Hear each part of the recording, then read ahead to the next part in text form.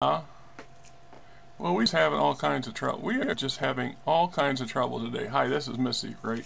I'm still trying to fiddle with the laptop. I might have to go back out and get the other one that's also having issues. I don't know. This one here's got some delay. It's real sluggish, right? So I don't know what's going on. I know that I have not got the Apple laptop figured out yet. Probably because I spent 5 hours yesterday diddling with this thing, trying to get this thing to work. You know, it's just, I don't know, right? And I'm just trying to get something so I can have a couple videos posted for the week. It's just what it is. Anyway, I went out to, this past week it's been somewhat of a slow week, but I've also had some opportunity. I picked up some cash working a spare job last Sunday, and somebody somebody donated some money to the channel as well. It was enough that I was impressed as hell. I mean, I'm impressed by anything, to be honest, but I was actually surprised. I prefers not anyway.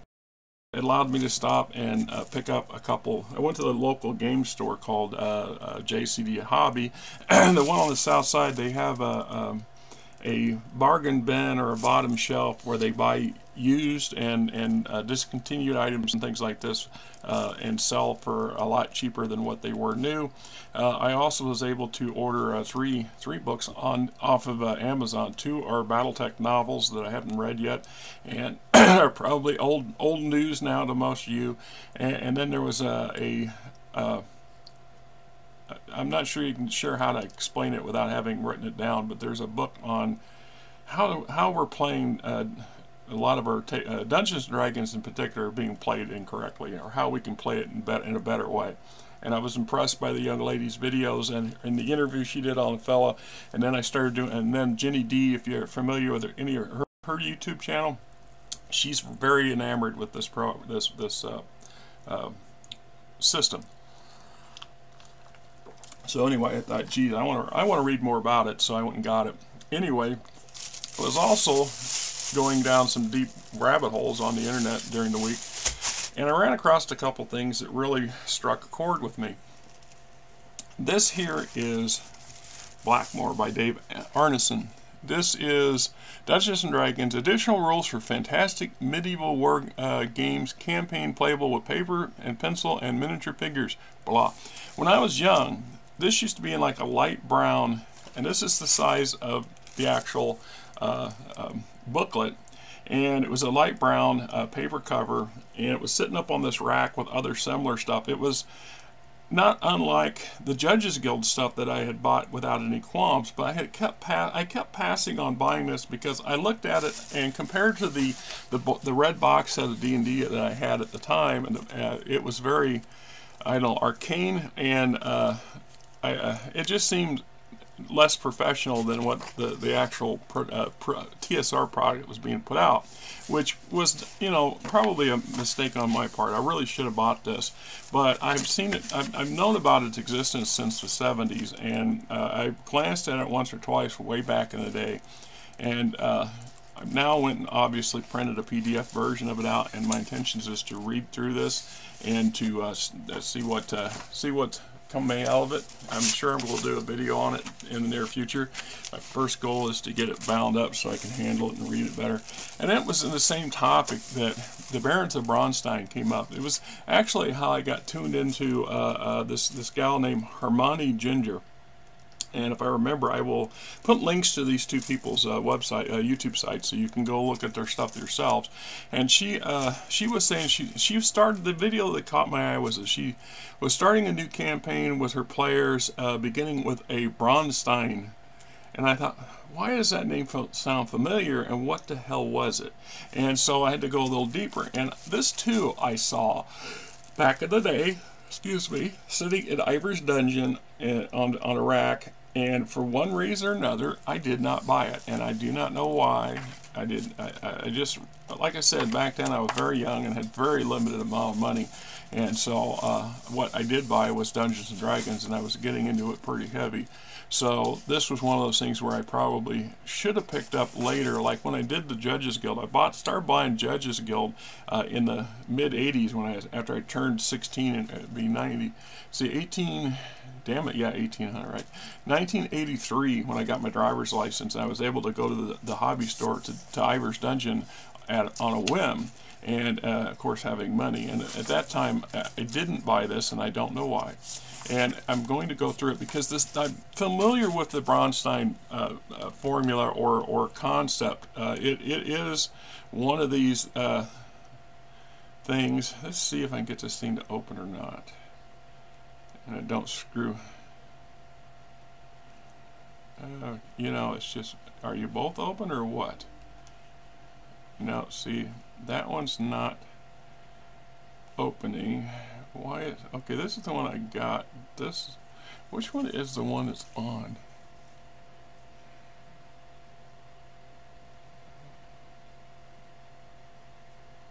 See, I don't know what the hell I'm doing here. One of these is on and one of these is off. So this is the one that's on. This one needs, was this the old one? I had a different one once, and that might have been what it is. So we'll just get rid of that, and we'll see if I can't open up. You're just, you know, I don't know. I'm getting into that transition stage where I absolutely have to do something about, yeah, here's the web. There we go. That's what we was looking for. Not that you guys want to see my ugly mug, right? But anyway, I heard about this, the Bronstein process many times over the decades, but I just never put a whole lot of oomph into it. I really didn't, wasn't invested in finding out about it or going more deeper into it. And this is an old school, predates most of our, most of Dungeons, well, it predates Dungeons & Dragons, or at the same time Dungeons & Dragons was being formalized by Gary Gygax. And I recently watched a video. There's a guy that published a book on the early history, the history of TSR, and just, you know, y'all, we all think in the BattleTech communities, we all think that BattleTech is a hot mess with its licensing issues and stuff. Oof, no, not even close. TSR was the real hot mess, and how they really did themselves dirty and played some pretty shady stuff. And it also explains why there's such a plethora of late 90s product that's available. One of the reasons most of my 3.5, there's just such a huge amount of it, was this philosophy there is to just keep cranking more product out. The more product they put out, the more sales they would have. But they were doing some pretty shady stuff behind the scenes, and ended up with lots and lots of inventory that they weren't selling, and what they were selling was selling way below what they needed to sell it for. So this just kept feeding the bulldog, so to speak. But anyway, before all that crap happened, this one here was the Bronstein, and it says James and Robin George, but this is David Wesley's product. So why they published it, unless they are the ones who took what he had in like a beta form, which, like I've said, is quite common. My would-be game, Interstellar Frontiers, currently is still in a beta stage because it's not a finalized product. It's not finalized enough, you know, that I'm comfortable just putting it out there for sale. I mean, I could take it as it sits now and try to sell it on RPG Drive-Thru, for example, but without any of the artwork, with the fact it's just scanned pages linked together in a big PDF. You know, that's just no. So I'm slowly working my way through trying to digitize or to have one solid, consistent PDF. And it's going to be a while. I'm not joking you. I'm just getting into the last of the technician specialist categories, which would be like character classes, if you want, or forms of character classes. And I'm moving into beginning the genome. It's either genome or platinum section. I'm not sure just what, but there's a lot. And then, of course, I still would have to do the equipment guide and the blueprint guide, which involves a lot of charts and lots of little notes and notations and things like this in order for it all to work, and then trying to find some kind of artwork to throw in there just to kind of level it up a little bit. I have no illusions. It's probably a couple years down the road before this thing gets done, and then it would be the 1.0 version, and most people find that 1.0s suck. At least that's most people's expressions when I hear it. They prefer the second and third editions of things because they've had time to refine the issues and to address player concerns and wants and what have you. Anyway, like I said, I will be reading this from through the page to page, and I expect I will do a video on it as well because it's actually a very clever system. And for decades, I can't speak for everybody, right? I can only speak for myself. Let's see how we're going up there. For decades, for the first 10, 15 years, 20 years, say the first half of my gaming experience and all this stuff, I was very believer of following the rule books as closely as possible and then using a minimal homebrew as possible, because I wanted anybody who came to the table who wanted to play, I don't know, the West End Games version of Star Wars and who was familiar with it to understand that, you know, the rules are what's there, and then we're following the rules that are in the book for simplicity's sake. Because one of the downsides of having home rules, or homebrew as they call it these days, is that each home has a different set of rules. So you would have to take into account at whose house you're playing at and who's running the show and what their preferences are for the game and how they want to run it. And so remembering that from, you know, if you got 4 different groups you're involved with, it can be a challenge. And it's even more so if you're coming into a group for the first time and your basis is of experience is what's available in the books themselves, and you're going to, wait a minute, the book doesn't say that, or I don't understand because it doesn't sound like it works the way the book says it should. And then you have to go through the rigmarole of all that accepting or denying, excuse me, working it out. Jesus, I don't know why I'm yawning. I got 9 hours of sleep in. You know, I don't know about you guys, but these days when I wake up in the morning, I feel like I've been mugged. I mean, literally, it's just ache everywhere. I get up in the middle of the night and take some, you know, ibuprofen or Advil or anything, and then, you know, I still feel like I've been mugged in the middle of the night. It's just, it sucks, right? And then, of course, like I said, it's been a slow week for me, which is good and bad. I'm not gonna lie, I need a couple slow weeks because it's been real stressful. The last month and a half has been very stressful, both on the financial side. Money's extremely tight these days, worse than it was 2 years ago, without a doubt, and it's bothering me to no end. It really is. My employers are trying to find some creative ways to relieve that. I can't accept a raise, and they can't. You know, they want to give me. I should have $2. I should be getting $360 more a month this year than I was 2 years ago. But because of the way my insurance, I have to have medical insurance, and the way I have to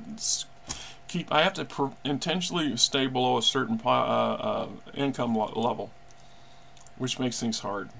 I'm just saying, it makes it hard, and the only options is to think outside the box or go find another job, and there's challenges in doing that too. You know, I've got a really convenient setup where I'm at work-wise. It's very adjustable. It would be difficult to go to like a bigger company where they will be less adjustable. Between my wife and myself, we go to the doctor's office a couple times a month, and sometimes 3 or 4.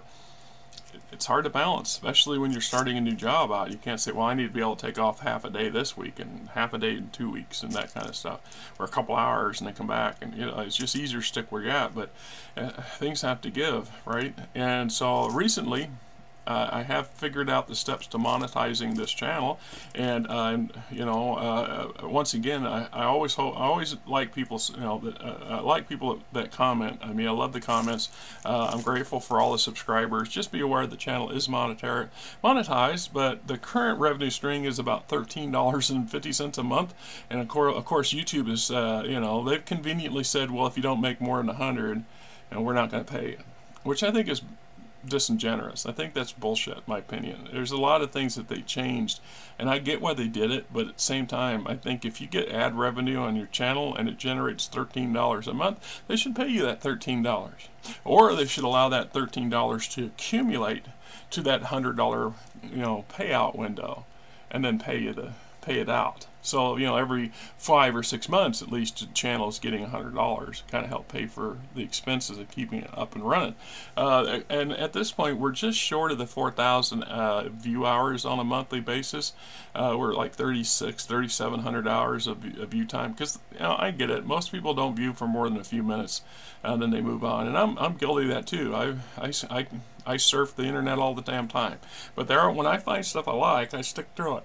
It also helps, in my case, that, like I said, a lot of it's at work, where I'm just literally driving up the highway or driving across town between, you know, running the truck back and forth here and there, or sitting somewhere while the truck's running, and I'm listening to stuff. So I tune into a lot of things. This is how I get into these YouTube channels, and I run across stuff like this that make me go, I think I want to go back and look at this. It's something I passed as a kid that I kind of wished I hadn't. So anyway, like I said earlier in the video, part of this video is just a test to see if I can get this thing to record and save.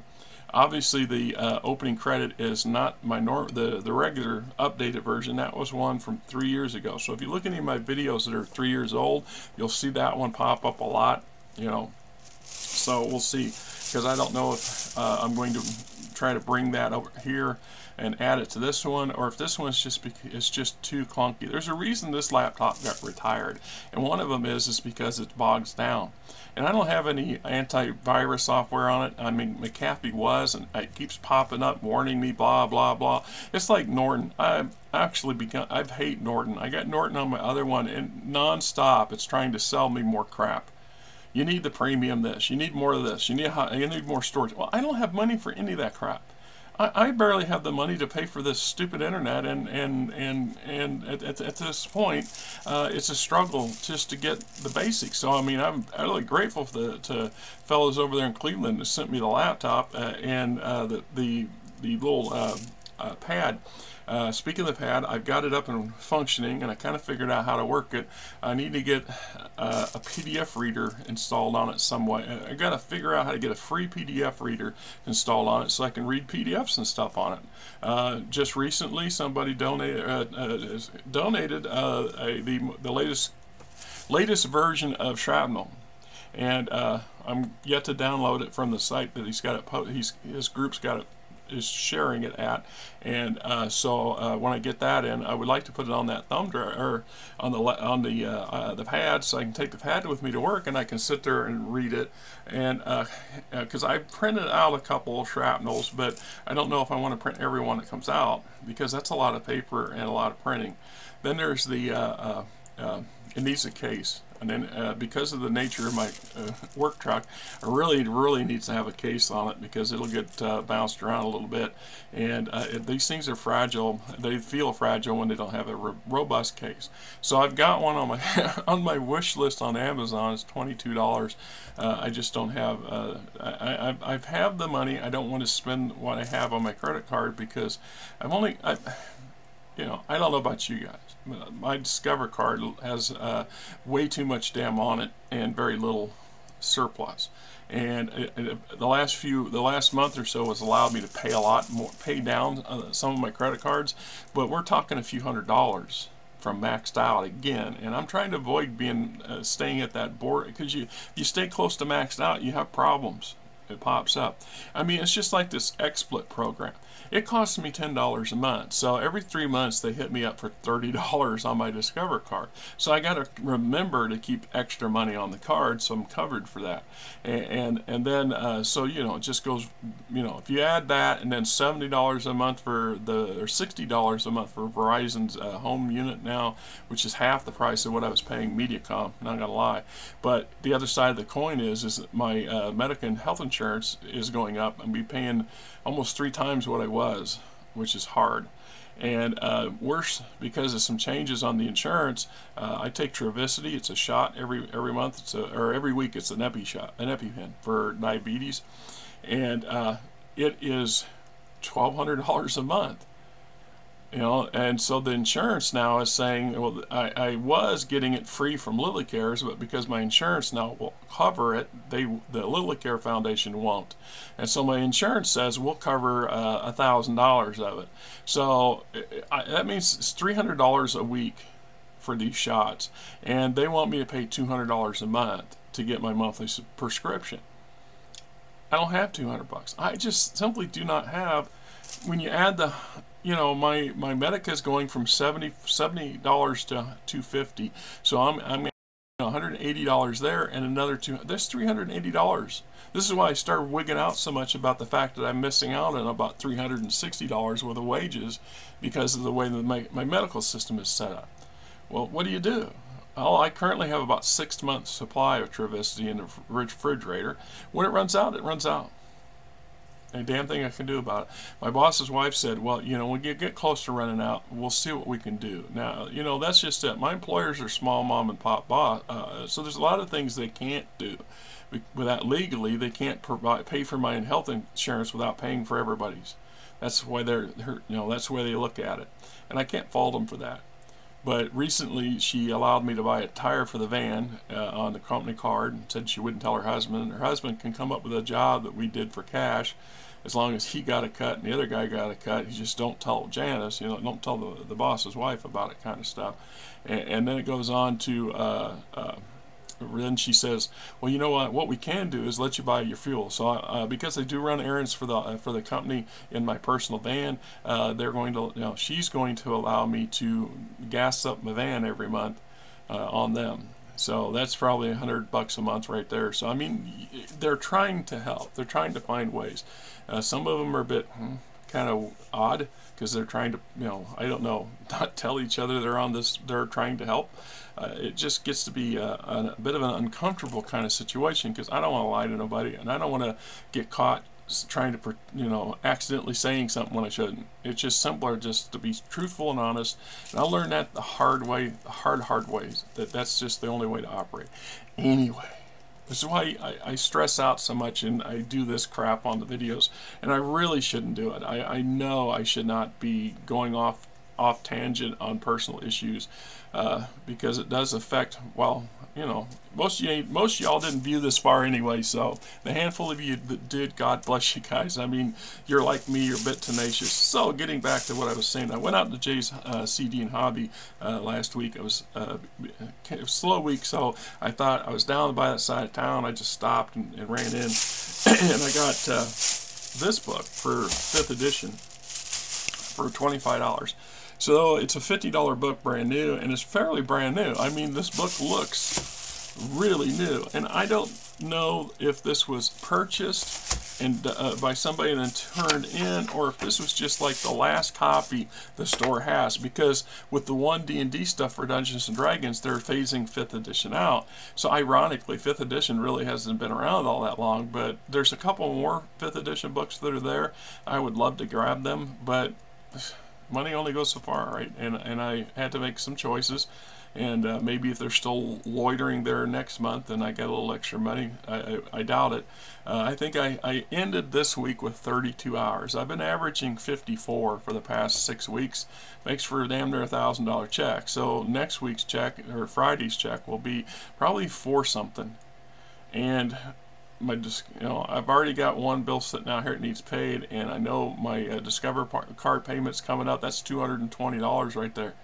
So we're not going to have the money for groceries. Won't be buying groceries Friday. We do go to the food pantry every 2 weeks, and it kind of shames me to admit that, but we do. We're told at the food pantry we can go to other food pantries as well, so if we need to, we could just find another one nearby and go to each one, you know, alternating weeks kind of thing. So I still got it, like I said, the Discover card, $220, and then my City card is going to be like $115. So right there is $340 a month, and then I have, you know, 2 other cards that all total about $500 a month in credit cards. So these high interest rates are just that ate up some more of my, you know, my income, and so when I get these really slow weeks, well, we have to buy stuff. There's certain things we absolutely have to have. We have to feed the kiddies. I mean, we absolutely have to. You know, they go before. We are the last thing on the. You know, our groceries is the last thing on the list. I mean, seriously. You know, it's like we don't go out to eat. We don't go out and do anything. One of my coworkers had bought tickets to the Funny Bone, so we're going out this Friday evening with them, and they're providing. You know, they're taking us out, which once again I'm grateful for that. It's nice to go out, and I'll enjoy spending time with them. But at the same time, I'm 58 years old, and somehow it makes me feel less of a person. Less of a person because I can't afford to cover my own expense. You know, we would not go to the Funny Bone by ourselves because we don't have the money. I can't justify the money. It's like going to movies. I haven't been to a movie in 2 years. I think year and a half. I wanted to go Christmas morning, but this last year didn't work out. And there's some great movies out there I'd like to see, but geez, $50 between the two of us to go. Even if we just go to the matinees and don't buy nothing, you're still dropping $22 here in Iowa. So I'm just saying. Anyway, I got Tasha's Cauldron and everything, and there's a lot of great stuff in this. And I always hear players go on and on about these accessory books, and I can't get them. And the younger ones, they don't get it. But you know, here's one I'm planning on reviewing. So this is first edition for Forgotten Realms, and it's called the Magister, right? From Ed Greenwood and Steve Perrin. And this is basically kind of like this. There is a slew of magic items and other stuff in here. It's the bomb. I mean, I used that a lot back in the day. So I like these sort of books. I mean, I'm going to do a review on it down the road when I have time to read through it. And then, of course, this was for, I believe, 3.5 edition. And this was also $25. And originally, I don't know, I think it was probably $30, $39, something like that. The Arms and Equipment Guide. And I've got a number. So this one was definitely donated. I know this for a fact, obviously, because somebody got their name and stuff all over the inside of it. Let's see. What date? Does it got a date here? Well, the dates are always hard to find. So this is from 2003. So this would have been this would have been toward the very end of the 3.5 era, and they were starting the 4.0 or 4th edition era of Dungeons and Dragons. So this is definitely one I don't have, and so I thought, you know, I want to buy this because it goes with my existing collection. And if the time ever comes to where I sit down and actually run Dungeons and Dragons campaign, truth is, unless somebody insists on this 5th edition, I don't own 4th, so we won't be using 4th. And I'm not buying any more WotC stuff. The only way I'm getting any of this stuff is secondhand from the bookstore, because I'll be damned if I'm buying anything more that Wizards of the Coast is putting out. It's just for personal preferences and the facts that I don't need yet another edition. I don't need a 6th edition. I've got 4, you know, plenty. And then I've got plenty of other game systems to play that work just as well as D&D. So I don't see the value in spending my time, the little money I do get, precious money I get, to help with that, or to buy yet more shit. Excuse me. I did start recently another play-by-post on the internet using basic or first edition of Shadowrun. I got one person that so far that's wanted to play the game. It's a new platform for play-by-post, and I've just been posting basically a running story for a NPC character that I created, and we'll go from there. You know, later this evening, this afternoon, I will go back to that site and check this person's credentials out and see if he's up for running and playing, because I love Shadowrun. We haven't even touched on that on this channel. I've been pretty deep in BattleTech and then the assorted D&D stuff. I've been doing the D&D stuff as sort of like an aside, just to get stuff on the channel and get it out there. So we will see what we will see. But like I said, this is some good stuff, and hopefully this recording works well. I'd like to be able to post it later, probably tomorrow. I still have about 4 videos made with the other computer, and if necessary I can bring that one in here and work on it, but I'm not likely to get too awful deep into it. It's been a oddball, and here I was about ready to close the video out, part of that rant and raving. Like I said, I slept too much because I still feel damn tired. I feel like I haven't slept half the night. Excuse me. So what happens, like, for me, I worked, 15.5, almost 16-hour day on Friday, or Thursday. I started at 9 a.m. and worked until about 12:30 in the morning. So you do the math on it. So, and my reason for doing that was, well, the day was slow anyway, and I would have wrapped up around 8 o'clock. But I had about 5 or 6 hours scheduled for Friday night, and then everything just kind of, I just said the hell with it. I'm just going to grind through. Went ahead and did the other jobs, so I didn't have to go out last night to do them. So I was out. Excuse me. So I got home, got to bed about 1:30 in the morning, got back up about 7:30 in the morning, because we had to get up and run errands. I had to run down to the county hospital, Broadlands, to pick up some prescriptions. And then the wife went with the neighbor lady to the food pantry. When she got back, we then ran out to my hometown in Bishopville, where we spent most of our lives, where our bank is still at. And right now it's saying there's a problem here. What's this saying? Transition override. No transition override set. Global transition manager level at your scene transition controls. See, it's asking me to do something, and I don't know what that is. And I'm afraid to click on it, because if I click on it while this video's running, I don't know. So anyway, I guess I'll go ahead and cut this short and go from here and see what's going on. Well, see, now that little thing popped off. I don't know. So if I don't immediately do the thing when it says I do the thing, you screw the video up, right? And I'm not even sure this, I know it says it's recording, but it was lagging when I tried to turn the recording part on. It's kind of a damned if you do scenario. It gets old after a while. I don't know. And anyway, tomorrow, excuse me, in the morning, I gotta go up and mow the shop, and the wife's gonna clean up there, and then I'll probably mow the yard here, and then I gotta get a good long nap in tomorrow afternoon, because I'll be out all night Sunday night. I have Pancheros, which is an 11-hour job, and then I have a job that's man only, assists on Monday mornings at 8 a.m. And the last time we scheduled 2 weeks ago, I was done about like 5:30 in the morning. I was just dead beat. I told him, I said, there's no way I could sit up here for 3 hours and wait for you to show up. So I'm going to push the Pancheros job back just a hair, and start around 9 o'clock in the evening, and then hopefully wrap up there about 7. And then, excuse me, then go over to Gersha and sit out there in the alley behind the place and wait for the his employee to show up to unlock the door. And so she come dragging in about 8:30, 9 a.m. Monday morning, and then I had the rest of Monday off. But what do you do? I'm going to I'll go and get about 4 hours sleep and get back up around noon, because I can't. That's habit.